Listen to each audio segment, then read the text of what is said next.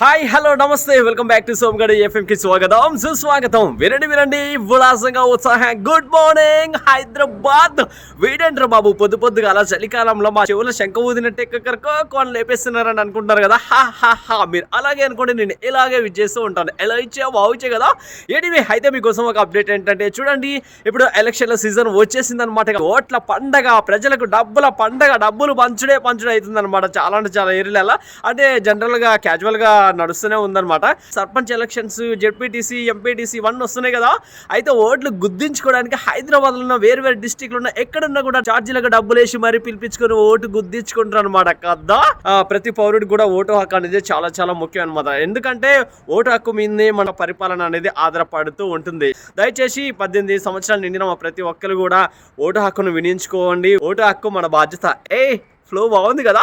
Yeah చూడండి, election లో గెలవడం అంటే మామూలు విషయం కాదు కదా. ఇంటింటికి వెళ్ళాలి, ప్రచారాలు చేయాలి, వాళ్ళ యొక్క ఓటు సింబల్ ఏంటనేది తెలియజెప్పాలి, డబ్బులు పంచాలి, అట్లా నడుస్తూ ఉంది కదా. అంటే అంత కష్టపడ్డా కూడా గెలుస్తామా లేదా అనేది ఓట్ల లెక్కింపు రోజున తెలిసే దాకా కూడా కొంచెం భారం మిటికి అంటూనే ఉంటుంది కదా. అయితే దీనికి విభిన్నంగా రంగారెడ్డి జిల్లాలోని బ్రాహ్మణపల్లి విలేజ్ లో మొత్తం ప్రజలందరి సమక్షంలో పిలిచి సర్పంచ్ ఓటు ఇక్కడ వేలం పాట వేయడం జరుగుతుంది. రండి బాబు రండి, అరకిలో టమాటా 20 రూపాయలు, కేజీ బెండకాయ 40 రూపాయలు అన్నట్టు ఉందన్నమాట. అంగిట్లో పెట్టేశారు అనమాట. మొత్తానికి మాత్రం పదవి అంటే ఎలా అంటే సర్పంచ్ పది ఒకటోసారి 50 లక్షలు, రెండోసారి 50 లక్షలు, మూడోసారి 53 లక్షలు, 54 లక్షలు, 55 లక్షలకు వేలం పాట వేయడం జరిగింది.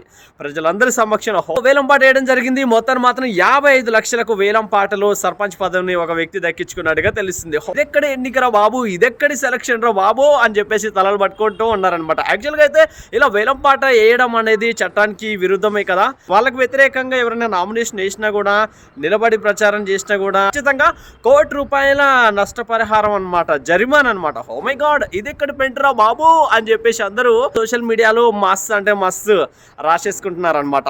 చూశారు కదా.